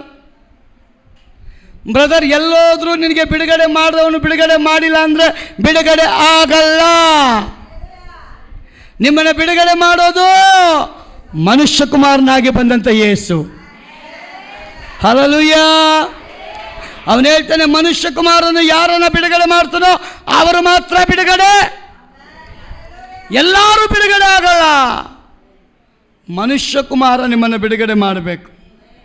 ಪ್ರಿಯ ಸಹೋದರ ಸಹೋದರಿಯೇ, ನೀನು ಸ್ತುತಿ ಸ್ತೋತ್ರ ಸಲ್ಲಿಸೋದು ಮಾತ್ರ ಅಲ್ಲ, ಯಾವ ಕಾರಣಕ್ಕೂ ದೇವರಿಗೆ ಗುಣಗುಟ್ಟಬಾರ್ದು. ಗುಣಗುಟ್ಟೋದು ದೇವರಿಗೆ ಇಷ್ಟ ಇಲ್ಲ. ಗುಣಗುಟ್ಟಿದ್ರೆ ದೇವರಿಗೇನು ನಷ್ಟ ಇಲ್ಲ. ನಷ್ಟ ಯಾರಿಗ್ರಿ?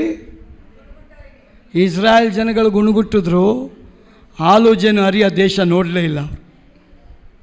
ವಾಗ್ದಾನ ಮಾಡಿದ್ನೇ ಇಲ್ಲ ದೇವರು, ನಿಮಗೆ ನಾನು ಏನು ಕೊಡ್ತೀನಿ? ಕಾನಾನ್ ದೇಶ, ಹಾಲು ಜೇನು ಹರಿಯುವಂಥ ದೇಶಕ್ಕೆ ನಾನು ನಿಮ್ಮನ್ನು ನಡೆಸ್ತೇನೆ. ಅಲ್ಲಿ ನಿಮ್ಮ ಕೆಲಸ ಏನು? ಓನ್ಲಿ ವರ್ಷಿಪ್, ಬರೀ ಸ್ತೋತ್ರ ಬಲಿಗಳನ್ನು ಸಲ್ಲಿಸೋದಷ್ಟೇ. ಮನಪೂರ್ತಿಯಾಗಿ ತಿನ್ನಿರಿ, ದೇವರನ್ನು ಘನಪಡಿಸ್ರಿ. ಹಲ್ಲೆಲೂಯಾ. ಇವತ್ತು ನಾವೆಲ್ಲ ಮಾಡ್ತಾ ಇದ್ದೇವೆ, ಮನಪೂರ್ತಿಯಾಗಿ ಆರಾಧನೆ ಮಾಡೋಕ್ಕಾಗ್ತಾ ಇಲ್ಲ, ದೇವರನ್ನ ಘನಪಡಿಸೋಕ್ಕಾಗ್ತಾ ಇಲ್ಲ, ಅವನ ಉಪಕಾರ ಸ್ಮರಿಸೋಕ್ಕಾಗ್ತಾ ಇಲ್ಲ, ಅವನನ್ನು ಸ್ತುತಿಸೋಕ್ಕಾಗ್ತಾ ಇಲ್ಲ. ಯಾಕೋಬ ಹೇಳ್ತಾ ಇದ್ದಾನೆ, ನೀನು ನನ್ನನ್ನು ಆಶೀರ್ವಾದ ಮಾಡಪ್ಪ. ದೇವರ ಆಶೀರ್ವಾದ ಮಾಡಿಬಿಟ್ಟ. 7 ವರ್ಷ 14 ವರ್ಷ ಮಾವನ ಮನೆಯಲ್ಲಿ ಅಮ್ಮ ಹೇಳಿದ್ಲಂತ ಹೋಗಿ ಸೇರಿಕೊಂಡ. 7 ವರ್ಷ ಅಲ್ಲಿ ದೇವರ ಚಿತ್ತ ಅಲ್ಲ, ತನ್ನ ಚಿತ್ತ ನೆರವೇರಿಸಿಕೊಳ್ಳೋದಕ್ಕೋಸ್ಕರ ಪ್ರಯಾಸ ಪಡ್ತಾನೆ ಅವನು. ಇವನು ಯಾವ ರೀತಿ ವಂಚನೆ ಮಾಡಿದ್ನೋ ಅದೇ ಪ್ರಕಾರ ಆ ಅನುಭವ ದೇವರು ಯಾಕೋಬನ ಲೈಫಲ್ಲಿ ತಗೊಂಡ್ಬರ್ತಾರೆ. ಬೆಂಕಿ ಹತ್ಕೊಂಡವ್ರಿಗೆ ನಾವು ಸುಡ್ತಾ ಅಂತ ಕೇಳ್ಬೋದು ಅಷ್ಟೇ, ಅನುಭವ ನಮಗಾಗಿರೋದಿಲ್ಲ.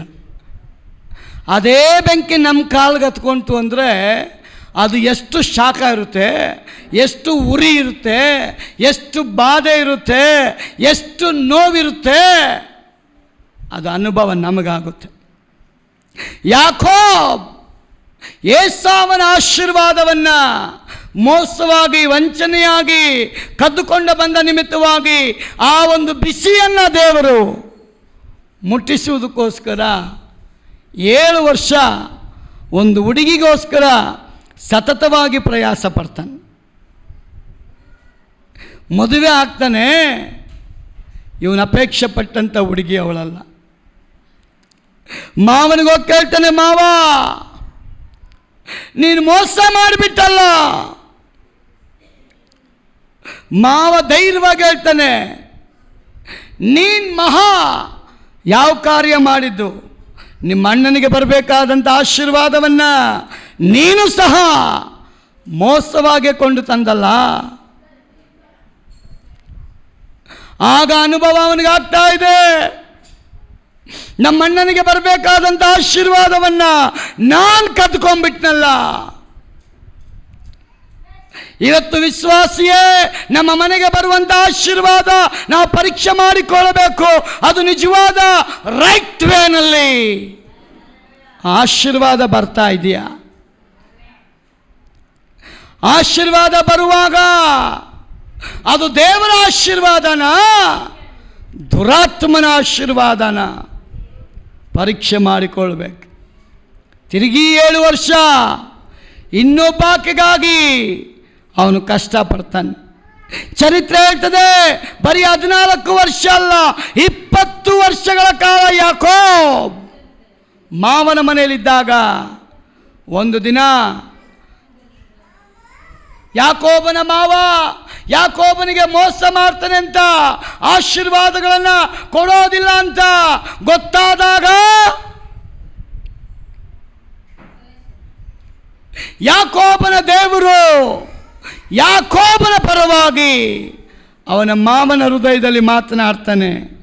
ಇಲ್ಲಿವರೆಗೂ ಯಾಕೋಬನನ್ನು ವಂಚಿಸಿದ್ದು ಸಾಕು, ಅವನ ಆಶೀರ್ವಾದಗಳನ್ನು ಕದ್ದಿದ್ದು ಸಾಕು, ಅವನ ಮೂಲಕವಾಗಿ ಲಾಭ ಮಾಡಿದ್ದು ಸಾಕು. ಇದಕ್ಕೆ ಒಂದು ಫುಲ್ ಸ್ಟಾಪ್. ನೀನು ಕೊಡ್ತೀಯಾ ಇಲ್ಲ ನಾನು ಕೊಡಬೇಕಾ? ಅದೇ ರಾತ್ರಿ ಯಾಕೋಬನ ಮಾವ ಒಂದು ತೀರ್ಮಾನ ಮಾಡ್ತಾನೆ, ದೇವರೇ ಯಾಕೋಬನಿಗೆ ಸಂಬಂಧಪಟ್ಟ ಆಶೀರ್ವಾದಗಳನ್ನು ನಾನು ಕೊಟ್ಟು ಕಳಿಸಿಬಿಡ್ತೇನೆ. ಹಲ್ಲೆಲೂಯಾ. ಕಾರಣ ಏನು? ಸ್ತುತಿ ಸ್ತೋತ್ರ ಸಲ್ಲಿಸುವಂಥವರ ಜೀವಿತವನ್ನ ದೇವರು ಸುಮ್ಮನೆ ಬಿಡಲ್ಲ. ಸದಾಕಾಲ ಅವರ ಜೊತೆ ಇದ್ದು ಅವರನ್ನು ಕಾಪಾಡುತ್ತಾನೆ. ಸ್ತುತಿ ಸ್ತೋತ್ರ ಮಾಡುವವರ ಮನೆ ನಾಶ ಆಗಲ್ಲ. ದುಷ್ಟನ ಕೈಗೆ ಅದು ಸೇರಲ್ಲ. ದುಷ್ಟನ ಕುಯುಕ್ತಿ ಕೆಲಸ ಮಾಡಲ್ಲ. ದುರಾತ್ಮನ ಕಾರ್ಯ ಅವನನ್ನು ನೀತಿವಂತನನ್ನು ಟಚ್ಚು ಮಾಡೋಕ್ಕಾಗಲ್ಲ. ಒಂದು ಆಮೇಲೆ ಹೇಳ್ರಿ. ಕಡೆ ಮಾತು ಹೇಳಿ ನಾನು ಮುಗಿಸ್ತೇನೆ. ಯಾಕೋಬ್ ಮಾವನ ಮನೆಯಿಂದ ಆಶೀರ್ವಾದ ಹೊತ್ಕೊಂಡು ಬರ್ತಾ ಇದ್ದಾನೆ. ದೇವರ ವಾಗ್ದಾನ ಏನು? ನಾನು ನಿನ್ನನ್ನು ಎಲ್ಲಿರ್ಬೇಕಂತ ಹೇಳಿದ್ದೀನೋ ಆ ಸ್ಥಳಕ್ಕೆ ಹೋಗು.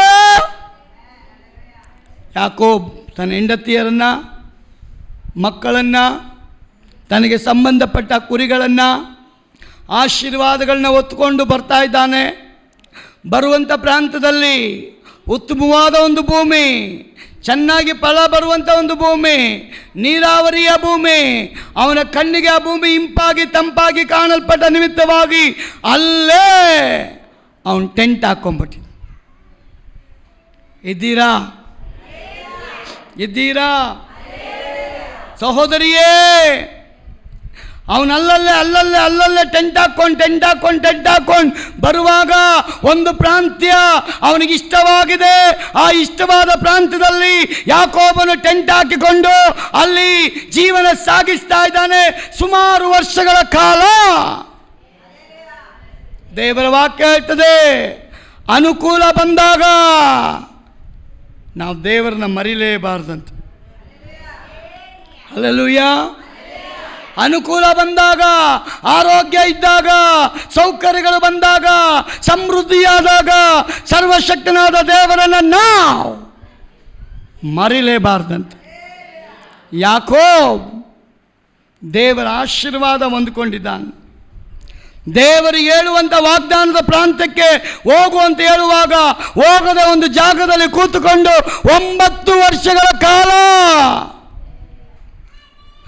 ಒಂದು ಯಜ್ಞವನ್ನು ದೇವರಿಗೆ ಅವನು ಸಮರ್ಪಣೆ ಮಾಡಿಲ್ಲ.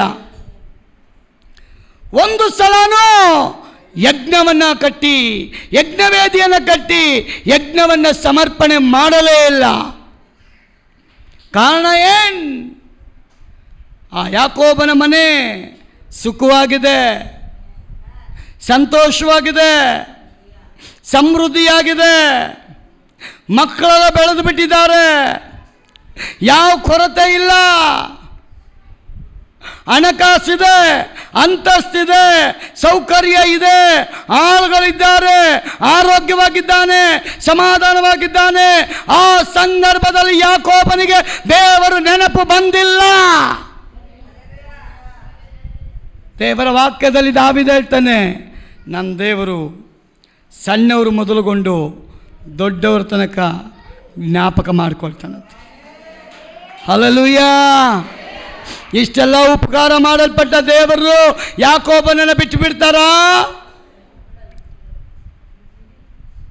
ಇಂಥ ಒಂದು ಕಷ್ಟದ ಜೀವಿತವನ್ನು ಅದು ದಾಟಿಕೊಂಡು ಬಂದಂಥ ಯಾಕೋಬ 9 ವರ್ಷಗಳ ಕಾಲ ತಾನು ದೇವರನ್ನು ಕಾಣದೆ, ಮಾತನಾಡದೆ, ಯಜ್ಞವೇದಿಯನ್ನು ಕಟ್ಟಿ ಯಜ್ಞವನ್ನು ಸಲ್ಲಿಸದೆ ಮೌನವಾಗಿದ್ದಂಥ ಯಾಕೋಬನ ಜೀವಿತದಲ್ಲಿ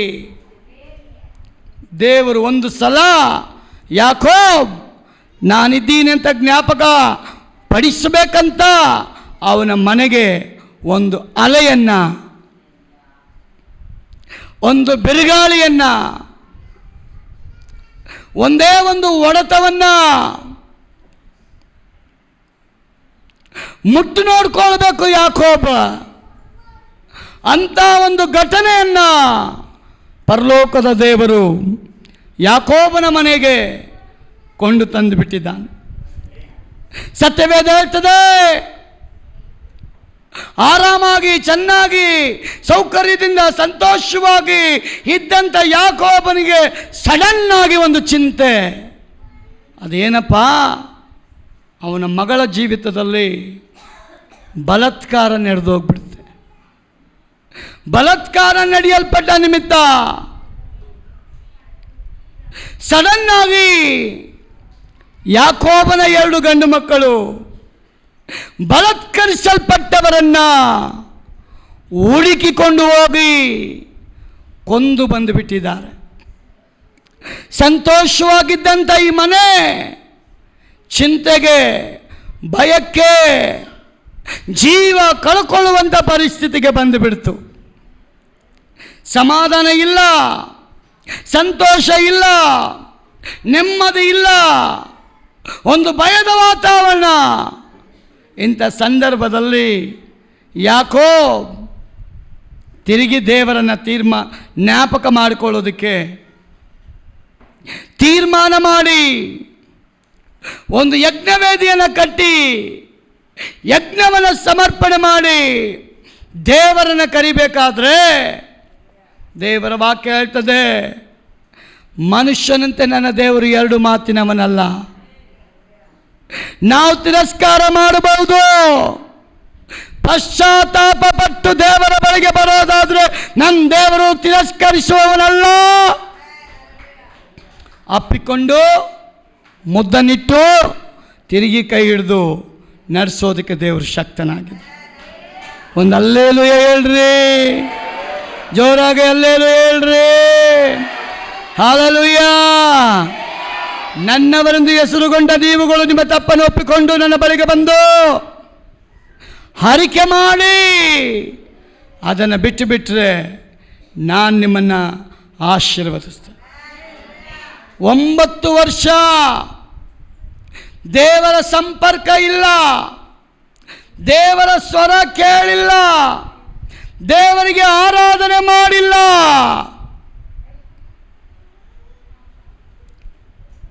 9 ವರ್ಷದ ನಂತರ ಯಜ್ಞವೇದಿಯನ್ನು ಕಟ್ಟಿ ಯಜ್ಞವನ್ನು ಸಮರ್ಪಣೆ ಮಾಡುವಂಥ ಆ ಯಾಕೋಬನು ದೇವರಿಗಾಗಿ ಕಾಯ್ತಾ ಇರುವಾಗ ಒಂದು ಶಬ್ದ, ಯಾಕೋಬ್ ಯಾಕೋಬ್.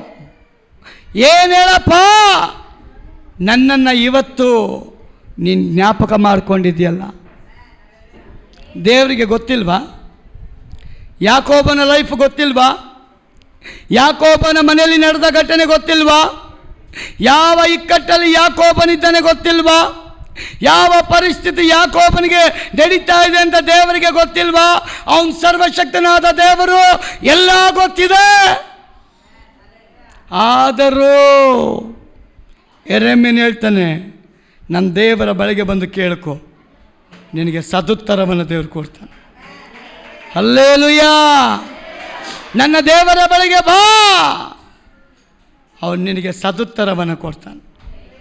ಯಾಕೋಬ ಹೇಳ್ತಾನೆ, ದೇವರೇ ನನ್ನ ಮನೆಯಲ್ಲಿ ಬಿರುಗಾಳಿ ಎದ್ದು ಬಿಟ್ಟಿದೆ, ನನ್ನ ಮಗಳ ಜೀವಿತ ಬಲಾತ್ಕಾರಕ್ಕೆ ಒಳಗಾಗಿದೆ, ನನ್ನ ಮಕ್ಕಳು ಕೊಲೆಗಾರರಾಗಿದ್ದಾರೆ, ಇದಕ್ಕೆ ಕಾರಣ ಏನು? ಯಾಕೋಬ ಕೇಳುವಾಗ ದೇವರ ಬಾಯಿಂದ ಬರುವಂಥ ಉತ್ತರ, ಯಾಕೋಬನೇ, ನಿನ್ನ ಮಗಳ ಬಲಾತ್ಕಾರಕ್ಕೆ, ನಿನ್ನ ಮಕ್ಕಳ ಕೊಲೆಗಾರ ಆಗೋದಕ್ಕೆ ಕಾರಣ ನೀನೇ. ಯಾಕೋಬನ ಹೃದಯ ಒಡೆದೋಯ್ತು. ಇದಕ್ಕೆ ಕಾರಣ ನಾನಾ? ಎಸ್, ಇದಕ್ಕೆ ಕಾರಣ ನೀನೇ. ನಿನ್ನ ಪರಿಸ್ಥಿತಿಯನ್ನು, ನಿನ್ನ ಹಿಂದಿನ ಸ್ಥಿತಿಗತಿಯನ್ನು ಒಂದು ಸಲ ಜ್ಞಾಪಕ ಮಾಡಿಕೋ. ಹೇಗಿತ್ತು ನಿನ್ನ ಜೀವನ? ಅಲೆದಾಡಿ ಓಡ್ತಾ ಇದ್ದಲ್ಲ, ನೆಲೆ ಇರಲಿಲ್ವಲ್ಲ, ಜೀವದ ಭಯದಲ್ಲಿ ಜೀವಿಸ್ತಾ ಇದ್ದಲ್ಲ. ನಿನ್ನ ತಪ್ಪು ನಿನ್ನನ್ನು ಕಾಡ್ತಾ ಇತ್ತಲ್ಲ. ಆ ಸಂದರ್ಭದಲ್ಲಿ ನಾನು ನಿನ್ನನ್ನು ಆಶೀರ್ವಾದ ಮಾಡಿ, ನಿನ್ನ ಮಾವನ ಕೈಯಿಂದ ಬರದೇ ಇರತಕ್ಕ ಆಶೀರ್ವಾದಗಳನ್ನು ನಾನು ಕೊಡಿಸಿ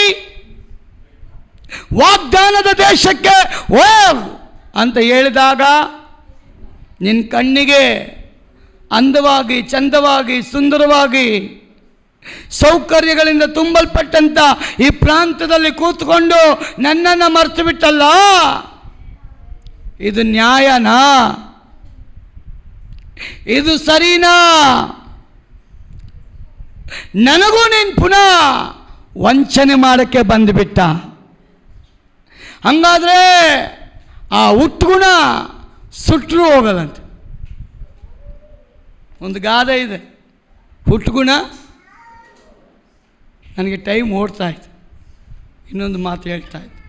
ಹುಟ್ಟುಗುಣ ಸುಟ್ಟರೂ ಹೋಗಲ್ಲಂತೆ. ಯಾಕೋಬನಿಗೆ ದೇವರು ಹೇಳ್ತಾನೆ, ನಿನ್ನ ವಂಚನೆಯ ಬುದ್ಧಿ ಇನ್ನೂ ಹೋಗಿಲ್ವಾ? ಇದೇ ಫೈನಲ್, ಇದೇ ಲಾಸ್ಟ್ ವಾರ್ನಿಂಗ್. ನಾನು ಹೇಳುವಂಥ ವಾಗ್ದಾನದ ಪ್ರದೇಶಕ್ಕೆ ಹೋಗೋಕ್ಕೆ ರೆಡಿನಾ? ಅವನು ಎಸ್, ನನ್ನ ತಪ್ಪನ್ನು ಕ್ಷಮಿಸು, ನಾನು ಹೋಗೋದಕ್ಕೆ ರೆಡಿ. ನಮ್ಮಣ್ಣ ನನ್ನ ಕೊಂದರೂ ಪರವಾಗಿಲ್ಲ, ನೀನು ಹೇಳುವಂಥ ವಾಗ್ದಾನದ ಪ್ರದೇಶಕ್ಕೆ ನಾನು ಹೋಗ್ತೇನೆ ಅಂತ ದೇವರೊಂದಿಗೆ ಒಡಂಬಡಿಕೆ ಮಾಡಿಕೊಂಡು ಅವನ ಅಣ್ಣನ ಬಳಿಗೆ ಹೋಗ್ತಾ ಇದ್ದಾನೆ, ಸ್ವದೇಶಕ್ಕೆ ಹೋಗ್ತಾ ಇದ್ದಾನೆ. ಅವನ ಭಯದ ನಿಮಿತ್ತ ನೋಡ್ರಿ, ದಾವೀದ ಹೇಳ್ತಾನೆ, ಸಮಸ್ತ ಭೂನಿವಾಸಿಗಳೇ ಯೆಹೋವನಿಗೆ ಜಯಘೋಷ ಮಾಡ್ರಿ, ಅವನ ಮಂದಿರಕ್ಕೆ ಬನ್ರಿ, ಹರ್ಷಧ್ವನಿಯಿಂದ ಬನ್ರಿ, ಕೃತಜ್ಞತೆಯಿಂದ ಬನ್ರಿ, ಕಾಣಿಕೆಯೊಡನೆ ಬನ್ರಿ, ನಿಮ್ಮನ್ನು ನೀವು ಸರ್ವಾಂಗ ಬಲಿಯಾಗಿ ದೇವರಿಗೆ ಸಮರ್ಪಣೆ ಮಾಡಿ ಬನ್ರಿ. ನನ್ನ ದೇವರು ನಿಮ್ಮನ್ನು ಆಶೀರ್ವಾದ ಮಾಡ್ತಾನೆ. ಯಾಕೋಬ್ ಏಸಾವನನ್ನು ಸಂಧಿಸೋಕ್ಕೆ ಮುಂಚೆ ಸುಮಾರು ಕತ್ತೆಗಳ ಮೇಲೆ ಬಂಗಾರ, ಬೆಳ್ಳಿ, ಅನೇಕ ವಸ್ತುಗಳನ್ನು ಅವನು ಮೊದಲು ಕಳಿಸ್ತಾನೆ. ನಮ್ಮಣ್ಣನ ಎಲ್ಲ ಕೋಪ ತಣ್ಣಗಾಗಲಿ ಅಂತ, ನನ್ನ ಮೇಲಿರುವಂಥ ಕೋಪ ತಣ್ಣಗಾಗಲಿ, ದ್ವೇಷ ಕಮ್ಮಿ ಆಗಲಿ, ನನ್ನ ಮೇಲಿರುವಂಥ ಸಿಟ್ಟು ಅವನಿಂದ ಬಿಟ್ಟೋಗಲಿ. ಆದರೆ ದೇವರ ವಾಕ್ಯ ಹೇಳ್ತದೆ, ದೇವರ ಅನುಮತಿ ಇಲ್ದಿರ ಒಂದು ಕೂದಲು ಕೆಳಗೆ ಬೀಳಲ್ಲ. ದೇವರ ಅನುಮತಿ ಇಲ್ದಿರ ಒಂದು ಕೂದಲು ಕೆಳಗೆ ಬೀಳಲ್ಲಂತೆ. ನಿನಗೆ ವಿರುದ್ಧವಾಗಿ ಯಾರಾದರೂ ಮಾತಾಡ್ತಾ ಇದ್ದಾರೆ ಅಂದರೆ ಕಾರಣ ನೀನು ಬಲ ಬಂದುವುದಕ್ಕೋಸ್ಕರ. ಫರೋಹ ಇದ್ದಾನೆ ಅಂದರೆ ಅಲ್ಲಿ ದೇವರು ಮೋಸೆ ನೆಪಿಸ್ತಾನೆ. ಹಲ್ಲೆಲೂಯಾ. ದಾವೀದವನೇ ಅಂದರೆ ಅಲ್ಲಿ ದೇವರು ಗೊಲ್ಯಾತನ ನೆಪಿಸ್ತಾನೆ. ಇವತ್ತು ಯೇಸು ಇದ್ದಾನೆ ಅಂದರೆ ನಿನ್ನ ಮುಂದೆ ಅನೇಕ ವಿಧದಲ್ಲಿ ಸೈತಾನ್ ಬಂದೇ ಬರ್ತಾನೆ. ಆಗ ನೀನು ಭಯಪಡಬೇಡ. ದೇವರ ವಾಕ್ಯ ಹೇಳ್ತದೆ, ಪೌಲ್ ಬರೀತಾನೆ, ಬಲಪಡಿಸುವಾತನಲ್ಲಿದ್ದುಕೊಂಡು ಎಲ್ಲವನ್ನು ಮಾಡೋದಕ್ಕೆ ನಾನು ಶಕ್ತನಾಗಿದ್ದೆ. ಒಂದು ಆಮೇಲೆ ಹೇಳ್ರಿ. ಯಾಕೋಬ್ ಅಣ್ಣನಿಗೆ ಕಳಿಸಿಬಿಟ್ಟಿದ್ದಾನೆ ಎಲ್ಲ ಕಾಣಿಕೆಯನ್ನು. ಅಣ್ಣ ಏನು ಮಾಡ್ತಾನೆ, ಆ ಕಾಣಿಕೆನೆಲ್ಲ ಬದಿಗಿಟ್ಟು ತಮ್ಮನ್ನು ನೋಡಿ ಅಪ್ಕೊಂಡು ಮುದ್ದಿಟ್ಟು ಎಲ್ಲ ತಪ್ಪನ್ನು ಕ್ಷಮಿಸಿ ಸ್ವದೇಶಕ್ಕೆ ಅವನನ್ನು ಬರಮಾಡಿಕೊಳ್ತಾನೆ. ಇವತ್ತು ಅದೇ ದೇವರ ಹೃದಯ ಪ್ರಿಯ ದೇವ ಜನರೇ, ನೀವು ಯಜ್ಞವೇದಿಯ ಮೇಲೆ ಸ್ತೋತ್ರ ಬಲಿಗಳನ್ನು ಸಲ್ಲಿಸುವಾಗ ನಮ್ಮ ದೇವರು ನಿಮ್ಮನ್ನು ಯಾವತ್ತೂ ಕೈ ಬಿಡೋದೇ ಇಲ್ಲ. ಎಂಥ ಶತ್ರುಗಳು ನಿಮ್ಮ ಮುಂದೆ ನಿಂತ್ಕೊಂಡ್ರು, ಯುದ್ಧ ನಿಮ್ಮದಲ್ಲ, ಯುದ್ಧ ನನ್ನ ದೇವರದು. ಯುದ್ಧ ನಿಮ್ಮದಲ್ಲ, ಯುದ್ಧ ನೀನು ನಂಬಿರುವಂಥ ದೇವರು ಮಾಡ್ತಾನೆ. ಶತ್ರು ನಿಮ್ಮ ಮನೇಲಿ ಎದ್ದೇಳಿ, ಶತ್ರು ಹೊರಗಡೆ ಎದ್ದೇಳಿ, ಶತ್ರು ನಿಮ್ಮ ಗ್ರಾಮದಲ್ಲಿ ಎದ್ದೇಳಿ, ಶತ್ರು ನಿಮ್ಮ ಜಿಲ್ಲೆಯಲ್ಲಿ ಎದ್ದೇಳಿ, ಶತ್ರು ನಿಮ್ಮ ರಾಜ್ಯದಲ್ಲಿ ಎದ್ದೇಳ್ರಿ, ಶತ್ರು ಎಲ್ಲಿಂದಲೇ ಬರಲಿ, ಪಾತಾಳದ ಬಲ ನನ್ನ ಆಲಯವನ್ನು ಟಚ್ ಮಾಡೋಕ್ಕಾಗಲ್ಲ. ಆಲಯ ಅಂದರೆ ಇಲ್ಲಿ ಕಟ್ಟಿದ್ದೀವಲ್ಲ ಈ ಗೋಡೆನಾ? ಯಾರ ಒಳಗೆ ಯೇಸು ಇದ್ದಾನೋ ಅವನು ಹೇಳ್ತಾನೆ, ಅವರನ್ನು ಪಾತಾಳದ ಬಲ. ಒಂದು ಆಮೇಲೆ ಹೇಳ್ರಿ. ನನ್ನ ಆಲಯವನ್ನು ಪಾತಾಳದ ಬಲ ಟಚ್ ಮಾಡೋಕ್ಕಾಗಲ್ಲ. ಅದಕ್ಕೆ ನೀತಿವಂತನೂ ಅತ್ಯಾಸಕ್ತಿಯಿಂದ ಅವನು ಪ್ರೇಯರ್ ಮಾಡ್ತಾನೆ ಇರ್ತಾನಂತೆ. ಅವನ ಪ್ರೇಯರ್ ಬಿದ್ದೋಗಲ್ಲ. ಅವನ ಪ್ರೇಯರಲ್ಲಿ ಪವರ್ ದಿನ ದಿನ ದಿನ ದಿನ ದಿನ ದಿನ ದಿನ ಜಾಸ್ತಿ ಆಗುತ್ತೆ. ಅದಕ್ಕೆ ಸಂಗೀತಗಾರನ ಹೇಳ್ತಾನೆ, ಆರಾಧನೆಯಲ್ಲಿ ಬಿಚ್ಚಲ್ಪಡದಂಥ ಬಂಧನ ಯಾವುದೂ ಇಲ್ಲ. ಒಂದು ಆಮೇಲೆ ಹೇಳ್ರಿ. ಆದ ಕಾರಣ ಆಲಯಕ್ಕೆ ಬರುವಾಗ ನಾವು ಹೆಂಗೆ ಬರಬಾರ್ದು ಸಂತೋಷವಾಗಿ ಬರಬಾರ್ದ? ಹೆಂಗೆ ಬರಬಾರ್ದು? ಕೊರಿಕೊಂಡು ಬರಬಾರ್ದು, ಜಗಳ ಮಾಡಿ ಬರಬಾರ್ದು, ಮುಖ ಎತ್ಕೊಂಡು ಬರಬಾರ್ದು, ಗುಣಗುಟ್ಕೊಂಡು ಬರಬಾರ್ದು. ನನ್ನ ದೇವರ ಮನೆಗೆ ನಾನು ಹೋದರೆ ಖಂಡಿತವಾಗಲೂ ಇವತ್ತು ನನಗೆ ಬಿಡುಗಡೆ ಇದೆ. ದೇವರ ಮನೆಯಲ್ಲಿ ಶಾಶ್ವತವಾದ ಪರಿಹಾರ, ದೇವರ ಮನೆಯಲ್ಲಿ ಪ್ರೀತಿ ಇದೆ, ದೇವರ ಮನೆಯಲ್ಲಿ ಸಮಾಧಾನ ಇದೆ. ನಿಮ್ಮ ಮನೆಯಲ್ಲಿ ನಿಮ್ಮನ್ನು ಪ್ರೀತಿ ಮಾಡೋರಿಲ್ವಾ? ನನ್ನ ದೇವರ ಮನೆಯಲ್ಲಿ ದೇವರು ನಿಮ್ಮನ್ನು ಪ್ರೀತಿ ಮಾಡೇ ಮಾಡ್ತಾನೆ. ಎಷ್ಟು ಜನ ನಂಬ್ತೀರಾ? ನಿಮ್ಮ ಹೆಂಡತಿ ಪ್ರೀತಿ ಮಾಡಿಲ್ಲ ಅಂತ ಚಿಂತೆ ಮಾಡಬೇಡ್ರಿ, ನಿಮ್ಮ ಗಂಡ ಪ್ರೀತಿ ಮಾಡಿಲ್ಲ ಅಂತ ಚಿಂತೆ ಮಾಡಬೇಡ್ರಿ, ನಿಮ್ಮ ಮಕ್ಕಳು ಪ್ರೀತಿ ಮಾಡಿಲ್ಲ ಅಂತ ಚಿಂತೆ ಮಾಡಬೇಡಿ. ನಿಮ್ಮನ್ನು ಪ್ರೀತಿ ಮಾಡೋಕ್ಕೆ ರಕ್ತ ಸುರಿಸಿ ಯೇಸು ಈ ಲೋಕಕ್ಕೆ ಬಂದಿದ್ದಾನೆ. Hallelujah, hallelujah. ಆದ ಕಾರಣ ಆರಾಧನೆ ಮಾಡುವಂಥವ್ರು ಹೆಂಗೆ ಮಾಡಬೇಕು?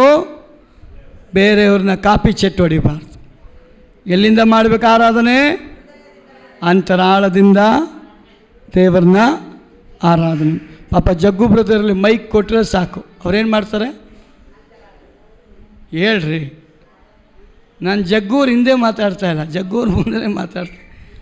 ಪಾಸ್ಟರ್ ಒಂದು ಹಾಡು ಹೇಳ್ತೀನಿ, ಆರಾಧನೆ ಮಾಡೋಂಥ ವ್ಯಕ್ತಿ ಮಾತ್ರ ಅದು ಮಾಡೋಕ್ಕೆ ಸಾಧ್ಯ. ಎಂಥ ಸಂದರ್ಭದಲ್ಲೂ ಒಂದು ಹಾಡು ಹೇಳ, ಅದರ ಅರ್ಥ ಏನಂದರೆ ಆರಾಧನೆ ದೇವರನ್ನ ಘನಪಡಿಸೋದು. ಹಲ್ಲೆಲೂಯಾ. ಇವತ್ತಿನ ದಿನದ ಆರಾಧನೆ ಬೇರೆ, ಹಳೆಯ ಒಡಂಬಡಿಕೆ ಆರಾಧನೆ ಬೇರೆ, ಯೇಸು ಕ್ರಿಸ್ತನು ಬಂದ ಮೇಲೆ ಆರಾಧನೆ ಬೇರೆ. ನಿಜವಾದ ಆತ್ಮಿಕ ಹೃದಯದ ಆರಾಧನೆಯನ್ನು ದೇವರು ಇಷ್ಟಪಡ್ತಾ ಇದ್ದಾನೆ. ಆದ ಕಾರಣ ದೇವರ ಮನೆಗೆ ಬಂದವರೇ ನಮ್ಮೆಲ್ಲರ ಆರಾಧನೆಯನ್ನು ದೇವರು ಇಷ್ಟಪಡಬೇಕು. ಆ ಆರಾಧನೆಗೆ ಪ್ರತಿಯಾಗಿ ಆಗಲೇ ದೇವರು ನಮ್ಮ ಮುಂದೆ ಕಾಣಲ್ಪಡಬೇಕು. ಸೊಲೊಮೋನನಿಗೆ ಕೇಳ್ತಾನೆ, ಏನು ಬೇಕು? ನನಗೆ ಜ್ಞಾನ ಬೇಕು ದೇವರು. ಇವತ್ತು ನಾವೇನು ಕೇಳಬೇಕು ಅಂದರೆ, ದೇವರೇ ನಿನ್ನ ಮಗನಾಗಿ ಮಗಳಾಗಿ ಜೀವಿಸೋದಕ್ಕೆ ನಿನ್ನ ಆತ್ಮನ ಜ್ಞಾನ ನನಗೆ ಕೊಡಿಸುವ. ಈ ಲೋಕದ ಯಾವ ಕುಯುಕ್ತಿ ನಮ್ಮನ್ನು ಬೀಳಿಸದಂತೆ ಎಚ್ಚೆತ್ತುಕೊಂಡು ಜೀವಿಸೋದಕ್ಕೆ ನಮಗೆ ಕೃಪೆ ಕೊಡು ಸ್ವಾಮಿ ಅಂತ ನಾವು ಕೇಳ್ಕೊಳ್ಳೋಣ. ಎಲ್ಲರ ದೇವರ ಸಮ್ಮುಖದಲ್ಲಿ ಕಣ್ಣುಗಳನ್ನು ಮುಚ್ಚಿ ಎದ್ದು ನಿಂತುಕೊಳ್ಳೋಣ.